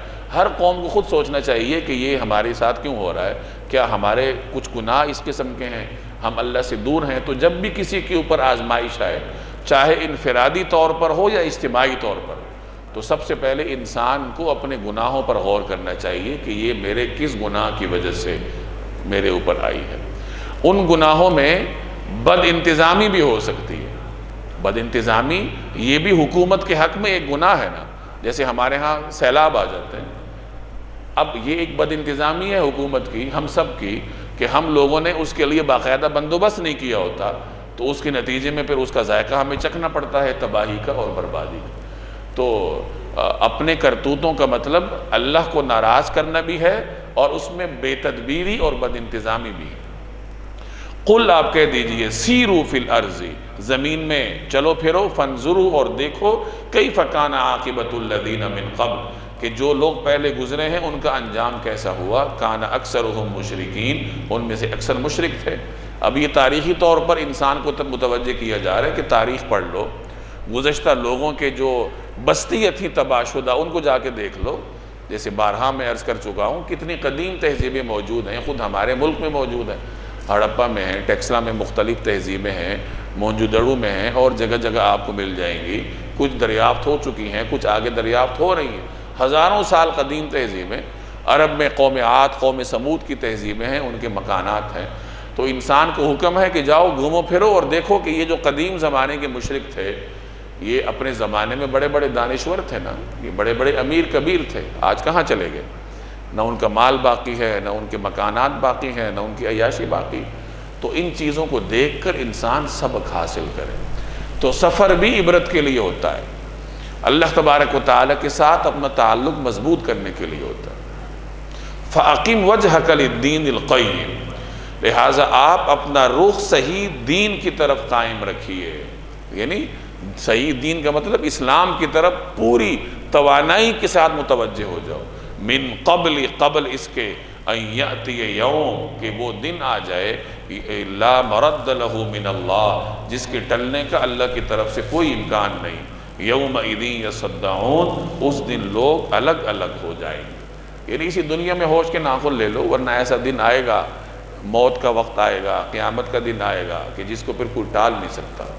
من کفرا، جس نے کفر کیا، فعلیہ کفر، اس کا کفر اسی پر پڑے گا۔ یعنی آدمی کفر کرتا ہے، نقصان اپنا کرتا ہے۔ ومن عمل صالحا، اور جن لوگوں نے نیک عمل کیے ہیں، فلانفسہم یمہدون، تو وہ اپنے لیے ہی راستہ بنا رہے ہیں۔ نیک کام کرتا ہے انسان اپنے فائدے کے لیے، گناہ کرتا ہے اپنا نقصان کرتا ہے۔ نہ اللہ کا کوئی نقصان کر سکتا ہے، نہ عبادات کر کے اللہ کو کوئی فائدہ دے سکتا ہے، انسان اپنے لیے کرتا ہے جو بھی کرتا ہے۔ لِيَجْزِيَ الَّذِينَ آمَنُوا وَعَمِلُوا الصَّالِحَاتِ مِنْ فَضْلِ، نتیجہ یہ کہ اللہ ان لوگوں کو اپنے فضل سے جزا دے گا جو ایمان لائے اور انہوں نے نیک عمل کیے۔ إِنَّهُ لَا يُحِبُّ الْكَافِرِينَ، یقیناً اللہ کافروں کو پسند نہیں کرتا۔ وَمِنْ آیَاتِهِ، اور اللہ کی قدرت کی ایک نشانی یہ ہے، أَن يُرْسِلَ الرِّيَاحَ مُبَشِّرَاتٍ، کہ وہ ہوائیں بھیجتا ہے جو خوشخبری لے کر آتی ہیں۔ لِيُذِيقَكُم مِّن رَحْمَتِهِ، اور اس لیے بھیجتا ہے تاکہ تمہیں اپنی رحمت کا کچھ مزہ چکھائے۔ وَلِتَجْرِيَ الْفُلْكُ بِأَمْرِهِ، اور تاکہ کشتیاں اس کے حکم سے پانی میں چلیں۔ وَلِتَبْتَغُوا مِن فَضْلِهِ، اور تم اس کا فضل تلاش کرو۔ وَلَعَلَّكُمْ تَشْكُرُونَ، اور شکر ادا کرو۔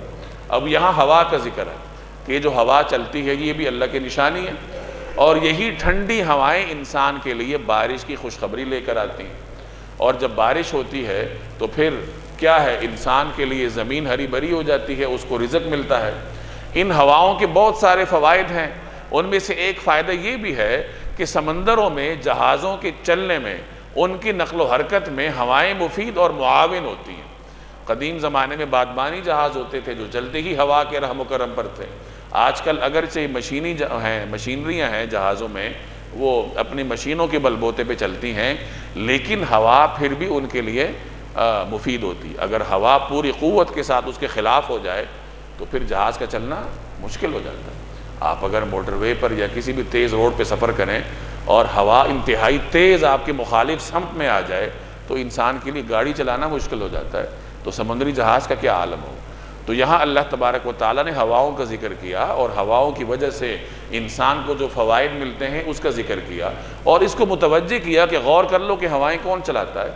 تمہاری طرف جو بارشیں آتی ہیں وہ کون بھیجتا ہے؟ اللہ بھیجتا ہے، بت تو نہیں بھیجتے۔ تو جب اللہ تبارک و تعالیٰ کی جانب سے تمہیں یہ رحمتیں ملتی ہیں تو پھر عبادت بھی اسی کی کرو۔ وَلَقَدْ أَرْسَلْنَا مِن قَبْلِكَ رُسُلًا إِلَىٰ قَوْمِهِمْ، اور ہم نے آپ سے پہلے بھی بہت سے پیغمبر ان کی قوموں کے پاس بھیجے۔ فَجَاءُوهُمْ بِالْبَيِّنَاتِ، چنانچہ وہ ان کے پاس کھلے کھلے دلائل لے کر آئے۔ فَانْتَقَمْنَا مِنَ الَّذِينَ أَجْرَمُوا، پھر جنہوں نے جرائم کا ارتکاب کیا تھا ہم نے ان سے انتقام لیا۔ وَكَانَ حَقًّا عَلَيْنَا نَصْرُ الْمُؤْمِنِينَ، اور ہم نے یہ ذمہ داری لی تھی کہ ایمان والوں کی مدد کریں۔ پیچھے بارش ہواؤں کا ذکر تھا، بارشوں کی وجہ سے مردہ زمین زندہ ہو جاتی ہے۔ یہاں نبوت کا ذکر ہے، منصب نبوت اور رسالت کی وجہ سے مردہ دل زندہ ہوتے ہیں۔ بارش مردہ زمین زندہ کرتی ہے، پیغمبر کی تعلیمات مردہ دل کو زندہ کرتا ہے۔ تو یہاں اللہ نے ساتھ ہی منصب نبوت کا ذکر کیا کہ اے پیغمبر ہم نے آپ کو بھیجا، آپ سے پہلے مختلف پیغمبروں کو بھیجا، اور پیغمبر نشانیاں لے کر آئے۔ اب جن لوگوں نے مان لیا ان کو تو اللہ نے فلاح دے دی، اور جو پیغمبروں کے مخالف سمت میں چلے انہوں نے جرم کیا، اللہ تبارک و تعالیٰ نے پھر ان سے انتقام لیا، ان کو عذاب کا مزہ چکھایا۔ اور آگے فرمایا کہ مومنین کی مدد کرنا یہ اللہ نے اپنے ذمے لیا۔ وَكَانَ حَقًّا عَلَيْنَا، یہ ہمارے اوپر حق ہے مومنین کا کہ ہم ان کی مدد کریں۔ یہ یاد رکھیے کہ اللہ کے اوپر کسی کا کوئی وجوبی حق نہیں ہے، یعنی بندوں کا کوئی وجوبی حق اللہ کے اوپر نہیں ہے، کیونکہ اللہ تبارک و تعالی خالق کل ہے، وہ مختار کل ہے، کسی کا حق اس کے اوپر نہیں۔ ہاں اللہ نے اپنے فضل سے بندوں پر اپنی رحمت کرتے ہوئے کچھ چیزوں کو اپنی سنت بنایا۔ ان میں سے ایک سنت یہ ہے کہ مومنین کی اللہ تبارک و تعالی مدد کرتا ہے۔ تو یہاں اسی کا ذکر ہے کہ وَكَانَ حَقًّا عَلَيْنَا نَصْرُ الْمُؤْمِنِينَ، کہ مومنین کی مدد کرنا یہ ہمارے ذمے ہے، یعنی ہم نے خود اپنے فضل سے اپنے ذمے لے رکھا ہے۔ ایک اور جگہ فرمایا وَكَانَ حَقًّا عَلَيْنَا نُنْجِ الْمُؤْمِنِينَ، مومنین کو نجات دینا یہ بھی ہم نے اپنے اوپر لے رکھا ہے، یعنی ہم نے اپنی سنت بنا رکھی۔ اللہ الذی یرسل الریاح، اللہ ہی وہ ہے جو ہوائیں بھیجتا ہے، فَتُثِيرُ سَحَابًا، چنانچہ وہ بادلوں کو اٹھاتی ہیں، فَيَبْسُطُهُ فِي السَّمَاءِ كَيْفَ يَشَاءُ، پھر وہ اس کو یعنی بادل کو جس طرح چاہتا ہے آسمان میں پھیلا دیتا ہے، وَيَجْعَلُهُ كِسَفًا، اور اسے کئی تہوں میں تبدیل کر دیتا ہے، فَتَرَ الْوَدْقَ، پھر تم دیکھتے ہو بارش کو، يَخْرُجُ مِنْ خِلَالِهِ کہ اس کے درمیان سے نکل رہی ہے، فَإِذَا أَصَابَ بِهِ مَن يَشَاءُ مِنْ عِبَادِهِ، چنانچہ جب وہ اپنے بندوں میں سے جس کو چاہتا ہے وہ بارش پہنچاتا ہے، إِذَا هُمْ يَسْتَبْشِرُونَ، تو وہ اچانک خوشی منانے لگتے ہیں، وَإِنْ كَانُوا مِنْ قَبْلِ أَن يُنَزَّلَ عَلَيْهِمْ مِنْ قَبْلِهِ لَمُبْلِسِينَ، حالانکہ اس سے پہلے جب ان پر بارش نہیں برسائی گئی تھی وہ نا امید ہو رہے تھے۔ فَانْظُرْ إِلَىٰ آثَارِ رَحْمَةِ اللَّهِ، اب ذرا اللہ کی رحمت کے اثرات دیکھو، كَيْفَ يُحْيِي الْأَرْضَ بَعْدَ مَوْتِهَا، کہ وہ زمین کو اس کے مردہ ہونے کے بعد کس طرح زندگی بخشتا ہے۔ إِنَّ ذَلِكَ لَمُحْيِي الْمَوْتَى، حقیقت یہ ہے کہ وہ مردوں کو زندہ کرنے والا ہے، وَهُوَ عَلَىٰ كُلِّ شَيْءٍ قَدِيرٌ، اور وہ ہر چیز پر پوری طرح قادر ہے۔ یہاں بھی اسی ہوا کا ذکر ہے، ساتھ بادل کا بھی ذکر ہے۔ سمندروں سے بخارات اٹھتے ہیں مخصوص حالات کی وجہ سے، وہ اوپر جا کر بادل بن جاتے ہیں، ان وزنی تہ در تہ بادلوں کو ہوائیں اٹھائے پھرتی ہیں، اور وہ جہاں اللہ کی مشیت ہوتی ہے ان بادلوں میں سے پانی برسنا شروع ہو جاتا ہے، بارش برستی ہے۔ اور اب جو نیچے قوم رہتی ہے جو طویل زمانے سے قحط میں مبتلا تھی، وہ بیچاری مایوس ہو رہی تھی کہ اللہ تبارک و تعالیٰ نے ان کے اوپر بارش برسا دی، اب وہ خوش ہو جاتے ہیں۔ مزید کہا کہ دیکھو اللہ تبارک و تعالیٰ نے کس طریقے سے اپنی رحمت سے مردہ زمین کو زندہ کر دی۔ اب جس نے مردہ زمین کو زندہ کیا ہے وہی قیامت کے دن مردہ انسانوں کو بھی زندہ کر دے گا۔ یعنی یہ مختلف نشانیاں بیان ہو رہی ہے نا، بادلوں کی نقل و حرکت پہ غور کر لو، بارش کے برسنے کے نظام پر غور کر لو، اس کے اندر تکنیکی اسباب بھی بیان کیے جاتے ہیں نا کہ بارش اس وجہ سے برستی ہے، فلاں علاقے میں اتنی نمی ہوتی ہے، اس کی یہ موسمی کیفیت ہوتی ہے، پھر بارش برستی ہے۔ سوال یہ ہے کہ وہ نمی کون پیدا کرتا ہے، وہ موسمی کیفیات کون پیدا کرتا ہے؟ خود سے تو نہیں پیدا ہوتی نا۔ تو میں نے پہلے بھی عرض کیا کہ قرآن کریم دلائل ایسے ذکر کرتا ہے، نشانیاں ایسے ذکر کرتا ہے کہ ایک صحرائی سن کر بھی اس کو سمجھ لیتا ہے، اور ایک ماہر فن اس کے اندر غور کرتے کرتے اس کے اندر سے مزید نقطے نکال کے لاتا ہے۔ اب یہاں کوئی اسی پہ اکتفا کر لے تو اس کے لیے بھی نشانی ہے، اور کوئی اس کی تہ میں جا کے بارش ہونے کا جو میکانزم ہے اس کے اوپر غور و فکر کرے تو اس کے لیے بھی نئے نئے دروا ہوں گے، نئے نئے نشانی اللہ تبارک و تعالیٰ اس کو دکھائے گا۔ وَلَئِنْ أَرْسَلْنَا رِيحًا، اور اگر ہم ہوا چلا دیں، یہاں مراد نقصان دہ ہوا ہے، یعنی کوئی ہوائی طوفان آ جائے، پھر کیا ہو فَرَأَوْهُ مُصْفَرًّا، جس کے نتیجے میں وہ اپنے کھیت کو پیلا پڑا ہوا دیکھیں، یعنی سرسبز کھیت تھا اور طوفان آیا اور سب کچھ اجڑ گیا، لَظَلُّوا مِن بَعْدِهِ يَكْفُرُونَ، تو اس کے بعد یہ ناشکری کرنے لگے۔ یعنی وہی انسانوں کی نفسیات کا بیان ہے کہ جب اللہ کی طرف سے کوئی آزمائش آتی ہے تو یہ ناشکر نا امیدی میں مبتلا ہو جاتے ہیں۔ تو بہرحال اب بتایا یہ جا رہا ہے کہ یہ طوفان بھی اللہ کی طرف سے آتے ہیں، اور بارش کی خوشخبری لینے والی میٹھی میٹھی ہوائیں بھی اللہ تبارک و تعالیٰ کی جانب سے آتی ہیں، تو پھر عبادت بھی اسی کی کرو۔ یہ سب توحید کی مختلف نشانیاں ہیں جو اللہ تبارک و تعالیٰ بیان کر رہے ہیں۔ فَإِنَّكَ لَا تُسْمِعُ الْمَوْتَى، چنانچہ اے پیغمبر آپ مردوں کو اپنی بات نہیں سنا سکتے، وَلَا تُسْمِعُ صُمَّ الدُّعَاء، اور نہ بہروں کو اپنی پکار سنا سکتے ہیں، اِذَا وَلَّوْا مُدْبِرِينَ، جب وہ پیٹھ پھیر کر جا رہے ہیں۔ یہاں مردوں سے مراد کافر ہے۔ مفسرین فرماتے ہیں کہ جب مشرکین کو دعوت دیتے رہنے کے باوجود بھی وہ کوئی اثر قبول نہیں کرتے تھے، وہ شرک میں برقرار رہتے تھے، تو نبی کریم صلی اللہ علیہ وسلم غمگین ہو جاتے تھے۔ تو چونکہ آپ صلی اللہ علیہ وسلم اللہ کے حبیب ہیں، اللہ تبارک و تعالیٰ پھر آپ کو تسلی دیتا کہ اے پیغمبر آپ غمگین نہ ہو۔ اگر یہ بات قبول نہیں کر رہے تو اس کا مطلب یہ ہے کہ یہ مردوں کی طرح ہے، اور مردے کو اگر آپ کوئی بات کہیں تو اس کے اوپر بات اثر تو نہیں کرتی نا۔ ایک آدمی مر گیا ہے، آپ اس کو کہیں نماز پڑھو، وہ نماز نہیں پڑھ سکتا، آپ کا کہنا اسے فائدہ نہیں دے گا۔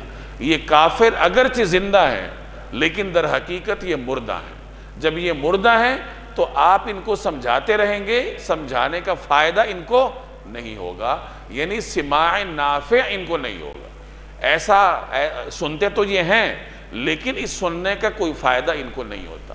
تو آپ تو اے حبیب اپنا کام کر رہے ہیں، آپ کی ذمہ جو تھا آپ نے ان کو پہنچا دیا، اب آگے ان کو اثر کیوں نہیں ہو رہا؟ کیونکہ یہ مردوں کی طرح ہے۔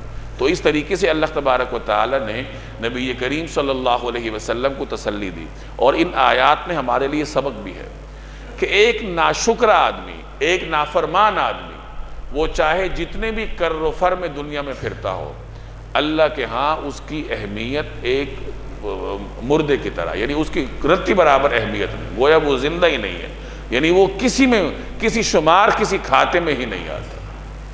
وَمَا أَنْتَ بِهَادِ الْعُمْيِ عَنْ ضَلَالَتِهِمْ، اور نہ آپ اندھوں کو ان کی گمراہی سے نکال کر راستے پر ڈال سکتے ہیں۔ یعنی ایک اندھا ہے تو اندھے کو کوئی بینائی کیسے دے گا؟ اسی طریقے سے ایک وہ آدمی جو دیکھتا تو ہے لیکن قبول حق کی صلاحیت کو ختم کر دینے یا آلودہ کرنے کی وجہ سے اسے حق نظر نہیں آتا، تو پھر کوئی آدمی اسے حق دکھا بھی نہیں سکتا۔ ایک آدمی کا حق دیکھنے کا ارادہ ہی نہ ہو تو آپ اسے حق کیسے دکھائیں گے؟ اس لیے فرمائے کہ جو اندھے ہیں، یعنی یہ کافر بظاہر تو دیکھتے ہیں لیکن حق نہیں دیکھتے، اس وجہ سے یہ گویا کہ اندھے ہیں، تو آپ ان کو گمراہی سے نہیں نکال سکتے۔ آپ کس کو نکال سکتے ہیں، کس کو سنا سکتے ہیں، اس کا ذکر ہے، ان تسمعوا الا من یؤمن بآیاتنا فہم مسلمون۔ آپ انہی لوگوں کو اپنی بات سنا سکتے ہو جو ہماری آیتوں پر ایمان لائیں پھر فرما بردار بنیں۔ یعنی جو مومن ہیں، جنہوں نے اپنے حق قبول کرنے کی صلاحیت کو بالکل ختم نہیں کیا، تو پھر جب ان کو سنایا جاتا ہے تو وہ سنتے بھی ہیں، اثر قبول کرتے ہیں، ان کے دل میں ہدایت کی طلب ہوتی ہے، اللہ تبارک و تعالیٰ پھر ان کو ہدایت دے دیتا ہے۔ اللہ الذی خلقکم من ضعف، اب یہاں انسانی زندگی کے مختلف مراحل کا بیان ہے۔ اللہ تبارک و تعالیٰ جب انسان کو پیدا کرتا ہے تو وہ انتہائی کمزور ہوتا ہے، اپنی مرضی سے کروٹ بھی نہیں بدل سکتا، پھر آہستہ آہستہ وہ تنومند جوان بن جاتا ہے، تندرست، پھر اس کے بعد مزید سفر کرتا رہتا ہے، بڑھاپے کی طرف جاتا ہے، پھر اسی کمزوری میں چلا جاتا ہے، آہستہ آہستہ پھر وہ ایسی حالت میں آ جاتا ہے کہ وہ پھر اپنی مرضی سے کروٹ نہیں بدل سکتا۔ یعنی انسان کمزوری میں پیدا ہوتا ہے، پھر قوت میں چلا جاتا ہے، اور پھر آہستہ آہستہ کمزوری کی جانب سفر شروع کر دیتا ہے۔ اسی کو فرمایا اللہ الذی خلقکم من ضعف، اللہ وہ ہے جس نے تمہاری تخلیق کی ابتدا کمزوری سے کی، ثم جعل من بعد ضعف قوة، پھر کمزوری کے بعد طاقت عطا فرمائی جوانی میں، ثم جعل من بعد قوة ضعفا وشیبا، پھر طاقت کے بعد کمزوری اور بڑھاپا طاری کر دیا۔ اب یہ سب کون کرتا ہے؟ اللہ کرتا ہے۔ یخلق ما یشاء، وہ جو چاہتا ہے پیدا کرتا ہے، وہو العلیم القدیر، اور وہ وہی ہے جس کا علم بھی کامل ہے، قدرت بھی کامل ہے۔ اب دیکھ لیجیے یہ سب اللہ کی مختلف صفات اور قدرتوں کا بیان ہے، اور ان پر غور کر کے انسان توحید کی طرف جاتا ہے۔ جو پہلے سے موحد ہے اس کی توحید میں اضافہ ہوتا ہے، اور جو حالت شرک میں مبتلا ہے وہ آہستہ آہستہ توحید کی طرف آتا ہے۔ وَيَوْمَ تَقُومُ السَّاعَةُ، اور جس دن قیامت برپا ہوگی، يُقْسِمُ الْمُجْرِمُونَ، اس دن مجرم لوگ قسم کھا لیں گے، قسمیں کھائیں گے، کیا؟ مَا لَبِثُوا غَيْرَ سَاعَةٍ، کہ وہ ایک گھڑی سے زیادہ نہیں رہے، یعنی وہ برزخ میں بس تھوڑی دیر رہے۔ كَذَلِكَ كَانُوا يُؤْفَكُونَ، اسی طرح وہ اوندھے چلا کرتے تھے، یعنی جیسے آج وہ اوندھے چل رہے ہیں کہ وہ سمجھ رہے ہیں کہ ہم تو بس برزخ میں تھوڑی دیر رہے، اسی طریقے سے دنیا میں بھی ان کی صورتحال تھی کہ دنیا میں بھی یہ الٹے پاؤں چلتے تھے۔ قیامت کے دن کئی مراحل آئیں گے۔ ایک مرحلہ ایسا آئے گا جب مجرم لوگ باقاعدہ جھوٹ بولیں گے، کہیں گے واللہ ما کننا مشرکین، اللہ کی قسم ہم نے شرک نہیں کیا، لیکن ان کا جھوٹ انہیں کوئی فائدہ نہیں دے گا، ان کے اپنے اعضاء ان کے خلاف گواہی دیں گے تو وہ جھوٹ کیا بولیں گے۔ وقال الذین اوتوا العلم والایمان، جن لوگوں کو علم اور ایمان عطا کیا گیا ہے وہ کہیں گے، کن کو؟ یعنی جب یہ مشرکین کہیں گے کہ ہم تو بس تھوڑی دیر رہے برزخ میں، تو پھر مومنین ان کو کہیں گے لقد لبثتم فی کتاب اللہ الی یوم البعث، کہ تم اللہ کی لکھی ہوئی تقدیر کے مطابق حشر کے دن تک پڑے رہے ہو، یعنی تم ایک گھڑی نہیں رہے بلکہ جتنا اللہ نے لکھا ہے اسی قدر وقت تم نے وہاں برزخ میں گزارا ہے۔ فہذا یوم البعث، اب یہ حشر کا دن ہے، یعنی برزخ گزر گیا، اب یہ حشر کا دن ہے۔ وَلَكِنَّكُمْ كُنْتُمْ لَا تَعْلَمُونَ، لیکن تم لوگ یقین نہیں کرتے تھے، تم سمجھتے تھے کہ بس دنیا ہی دنیا ہے، نہ تمہیں برزخ میں جانے کا یقین تھا نہ تمہیں حشر میں جانے کا یقین تھا۔ اب بھگتو۔ فَيَوْمَئِذٍ لَا يَنْفَعُ الَّذِينَ ظَلَمُوا مَعْذِرَتُهُمْ وَلَا هُمْ يُسْتَعْتَبُونَ، چنانچہ جن لوگوں نے ظلم کی راہ اپنائی اس دن ان کی معذرت انہیں کوئی فائدہ نہیں پہنچائے گی، وَلَا هُمْ يُسْتَعْتَبُونَ، اور نہ ان سے یہ کہا جائے گا کہ اللہ کی ناراضی دور کرو، یعنی اس دن کوئی تلافی نہیں ہوگی کہ ایک آدمی سے کہا جائے کہ تم دنیا میں گناہ کرتے رہے ہو، آؤ اب اللہ سے معافی مانگو، ناراضگی دور کرو، نہیں، معافی اس دنیا میں ہے، آخرت میں پھر معافی مانگنے کا وقت گزر جاتا ہے، نہ تو کسی کی معذرت کوئی فائدہ دے گی اور نہ کسی کی حسرت کوئی فائدہ دے گی۔ وَلَقَدْ ضَرَبْنَا لِلنَّاسِ فِي هَذَا الْقُرْآنِ مِنْ كُلِّ مَثَلٍ، اور حقیقت یہ ہے کہ ہم نے اس قرآن میں لوگوں کی حق خاطر ہر قسم کی باتیں بیان کی، ہر قسم کی مثالیں دی ہیں۔ پیچھے آپ پڑھتے آئے ہیں کہ قرآن کریم نے اچھی بات کی مثال ایک طاقتور درخت کے ساتھ دی ہے، بری بات کی مثال ایک ایسے درخت کے ساتھ دی ہے جس کی کوئی جڑ نہیں ہوتی۔ اسی طریقے سے اللہ تبارک و تعالیٰ نے جگہ جگہ مختلف مثالیں دی ہیں، مشرکین کی مثال اندھے بہرے گونگے کے ساتھ دی ہے۔ تو یہ تمام مثالیں انسان کو دی جا رہی ہیں اور گزشتہ لوگوں کے واقعات سنائے جا رہے ہیں، مختلف اسالیب کے ساتھ قرآن کریم انسان کو نصیحت کرتا ہے۔ اسی کا ذکر ہے کہ ہم نے تو ہر قسم کی باتیں تمہارے سامنے بیان کر دی۔ وَلَئِن جِئْتَهُمْ بِآيَةٍ، اور جب آپ ان کے پاس کوئی نشانی لے کر آتے ہیں، لَيَقُولَنَّ الَّذِينَ كَفَرُوا إِنْ أَنْتُمْ إِلَّا مُبْطِلُونَ، تو یہ کافر لوگ پھر بھی یہی کہیں گے کہ تم کچھ بھی نہیں، بالکل غلط کار ہو، کوئی بھی نشانی آپ ان کے پاس لے آؤ تو انہوں نے تو انکار ہی کرنا ہے۔ كَذَلِكَ يَطْبَعُ اللَّهُ عَلَىٰ قُلُوبِ الَّذِينَ لَا يَعْلَمُونَ، اللہ اسی طرح ان لوگوں کے دلوں پر ٹھپا لگا دیتا ہے جو سمجھ سے کام نہیں لیتے۔ یاد رکھیے انسان کے دل پر دو طرح کا پردہ آتا ہے، ایک پردہ وہ ہے جسے قرآن کریم زنگ سے تعبیر کرتا ہے، کلا بل ران علی قلوبہم، ان کے دل زنگ آلود ہو گئے ہیں۔ جس کے دل پہ زنگ چڑھ جاتا ہے تو گویا اس کے دل پہ ٹھپا لگ گیا، مہر لگ گئی، یعنی مہر لگنے کے بعد پھر آگے کسی کی گنجائش نہیں رہتی نا، جیسے آپ کوئی لیٹر لکھتے ہیں اس کو سیل کر دیتے ہیں تو اب اس کے بعد کوئی گنجائش باقی نہیں رہ جاتی۔ تو جب دل زنگالود ہو جاتا ہے تو پھر گویا اللہ کی طرف سے ٹھپا لگ گیا۔ اور دوسرا حجاب وہ ہے جسے حجاب تاریکی کہتے ہیں، یعنی ابھی زنگ تک بات نہیں پہنچی، ابھی صرف دل تاریکی میں ہے۔ تو جو تاریکی میں دل ہوتا ہے وہ توبہ تائب ہونے سے نیک راستے پر لگ جاتا ہے. جیسے ایک روایت آپ کو معلوم ہے کہ جب کوئی آدمی گناہ کرتا ہے تو اس کے دل پہ داغ لگ جاتا ہے. اب اگر وہ توبہ کر لے تو وہ داغ دھل جاتا ہے، لیکن اگر وہ توبہ نہ کرے تو وہ داغ رہتا ہے. پھر وہ اگلا گناہ کرتا ہے، پھر توبہ نہیں کرتا، پھر اگلا داغ لگ جاتا ہے. اس طرح داغ لگتے لگتے اس کا دل سیاہ ہو جاتا ہے، تاریکی میں آ جاتا ہے. تو بہرحال دلوں کو صاف کرنے کا طریقہ یہ ہے کہ اللہ کا نام لیا جائے، ذکر کیا جائے، اللہ سے توبہ کی جائے، اور اس مرحلے تک پہنچنے سے اپنے آپ کو بچایا جائے جہاں دلوں پہ زنگ لگ جاتا ہے، اور اس کے بعد پھر انسان کو ہدایت کا راستہ نظر ہی نہیں آتا. اسی لیے فرمایا کہ اللہ ان لوگوں کے دلوں پر ٹھپا لگا دیتا ہے جو سمجھ سے کام نہیں لیتے. فَاصْبِرْ، لہٰذا اے پیغمبر آپ صبر سے کام لیجئے. اِنَّ وَعْدَ اللَّهِ حق، یقین جانی اللہ کا وعدہ سچا ہے. وَلَا يَسْتَخِفَنَّكَ الَّذِينَ لَا يُوقِنُونَ، اور ایسا ہرگز نہ ہونا چاہیے کہ جو لوگ یقین نہیں کرتے ان کی وجہ سے آپ ڈھیلے پڑ جائیں.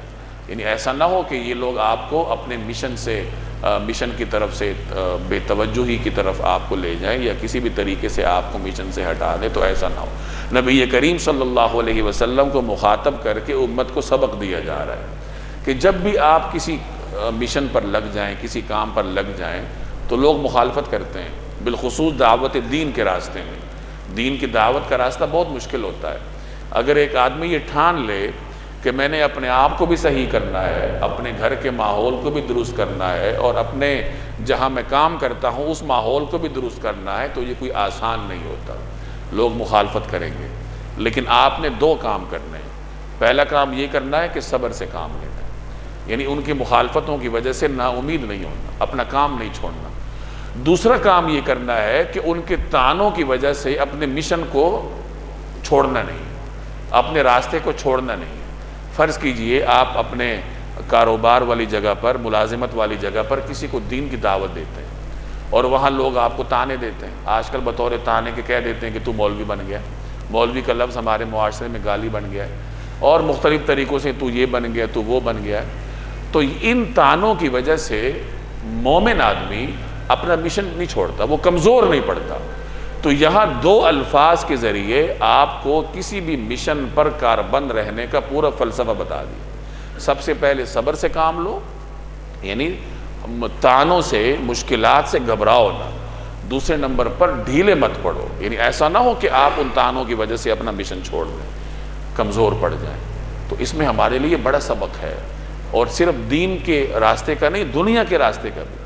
جب آپ دنیا میں کوئی کام کرنے لگتے ہیں، ہزاروں لوگ آپ کی ٹانگیں کھینچیں گے. گھروں میں بھی ہوتا ہے، گھروں کی اپنا ایک ماحول ہوتا ہے، کھینچا تانی ہوتی ہے، تان و تشنی ہوتی ہے. تو مومن کا یہ کام ہے کہ مخالف ہوائیں اسے پریشان نہیں کرتی، وہ صبر سے کام لیتا ہے، اور اپنے مشن میں کبھی بھی کمزور نہیں ہوتا، بلکہ اپنے مشن پر کیا رہتا ہے؟ کاربند رہتا ہے.